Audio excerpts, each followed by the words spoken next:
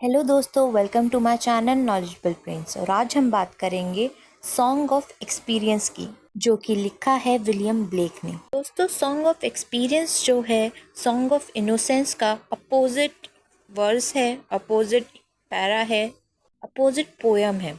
इसमें भी अलग अलग सेक्शन है पोयम के। अगर आपको सॉन्ग ऑफ इनोसेंस के बारे में नहीं पता है और विलियम ब्लेक के बारे में नहीं पता है तो मैंने इस पर वीडियो बनाई है, मेरे चैनल पे जाके आप देख सकते हैं।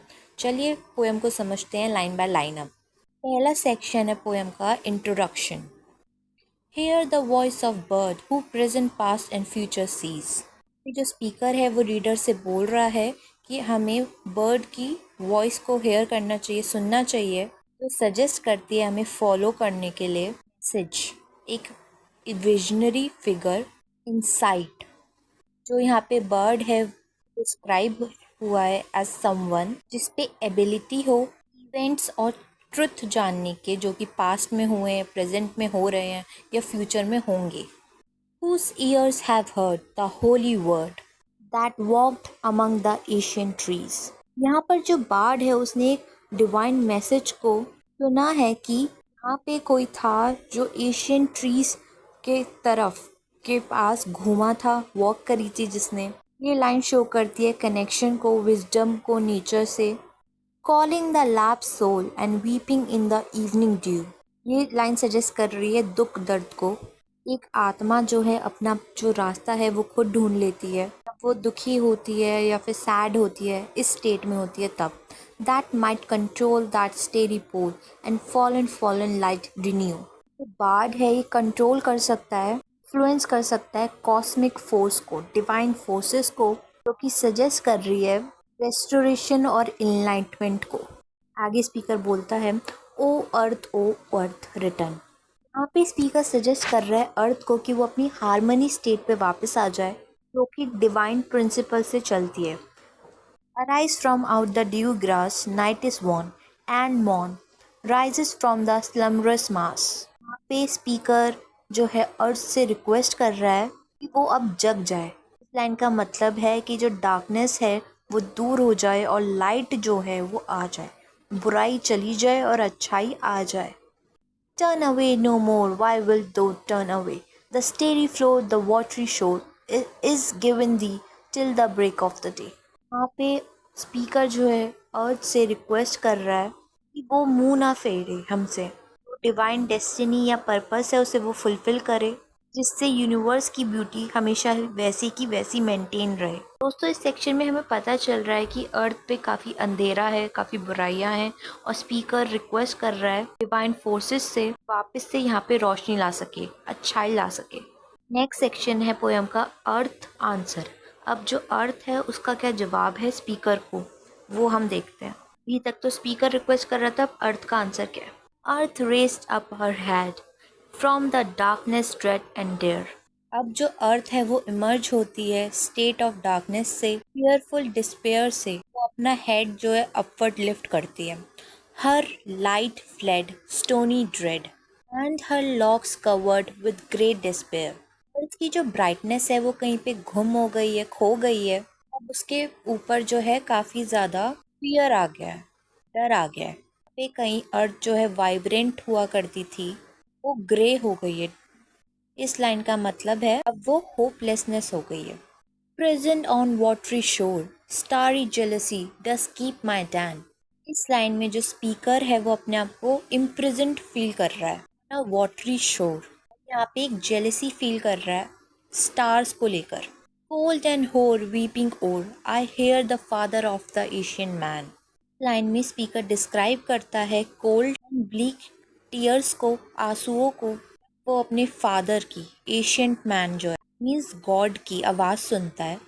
सजेस्ट कर रही है डिवाइन पावर के कनेक्शन को एंसेस्टर विजडम के साथ। दोस्तों, अब तक हमने जाना कि जो अर्थ है, पृथ्वी है, उस पर अंधेरा छा गया है, उस पर कहीं भी रोशनी नहीं है, कोई भी होप नहीं है।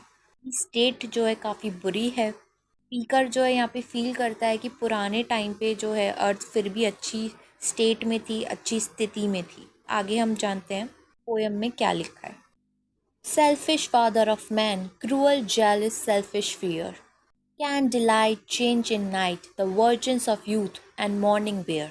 वहाँ पे जो स्पीकर है वो क्रिटिसाइज कर रहा है सेल्फिशनेस को, क्रुअल्टी को और नेचर की। पर्टिकुलरली वो फियर की बात कर रहा है, वो कि एक इनोसेंट इंसान को दबा देता है। Does spring hide its joy when birds and blossoms grow or the ploughman in darkness blow. Speaker पूछ रहा है, फार्मर्स जो है सीड को बोते हैं, फील्ड को जहाँ पे पौधे उगाते हैं उनसे खोदते हैं अंधेरे में। ये लाइन सजेस्ट कर रही है बेसिकली एक नेचुरल प्रोसेस को जो कि ओपन होता है, फ्री होता है इंसानों के लिए, ह्यूमैनिटी के लिए, लेकिन अंधेरे में हर किसी के लिए मुसीबतें खड़ी हो जाती है। Break this heavy chain that does freeze my bones around, selfish vain eternal pain that free love with bondage bound। इस लाइन में जो स्पीकर है वो आज़ादी के लिए प्लीड कर रहा है, हेल्प मांग रहा है। हैवी चेन्स है ऑपरेशन की, कि उसे बांध रही है, उससे वो आज़ादी मांग रहा है। पर बोलता है कि जो सेल्फिशनेस है, वैनिटी है, ये एक इटर्नल कर्स है, ये एक श्राप है। वो बाइंड करती है, जो बांध के रखती है प्यार को, आज़ाद रहने से हमें दूर करती है। तो सॉन्ग ऑफ इनोसेंस काफ़ी ब्यूटीफुल और काफ़ी अच्छाई दिखाई गई है उसमें, लेकिन सॉन्ग ऑफ एक्सपीरियंस में बुराइयां दिखाई गई हैं। ये अब आगे के सेक्शन को डिस्कस करते हैं। नेक्स्ट सेक्शन है द नर्स सॉन्ग। हमने सॉन्ग ऑफ इनोसेंस में भी पढ़ा था, लेकिन सॉन्ग ऑफ एक्सपीरियंस में थोड़ा सा अलग है। देखते हैं कैसे अलग है। When the voices of children are heard on the green। यहाँ पे स्पीकर डिस्क्राइब कर रहा है बच्चों की आवाज़ें गूंज रही हैं एक लैंडस्केप में, एक ग्रीनरी बैकग्राउंड में। And whispering are in the dale. यहाँ पे वो विस्पर कर रहे हैं कुछ आपस में।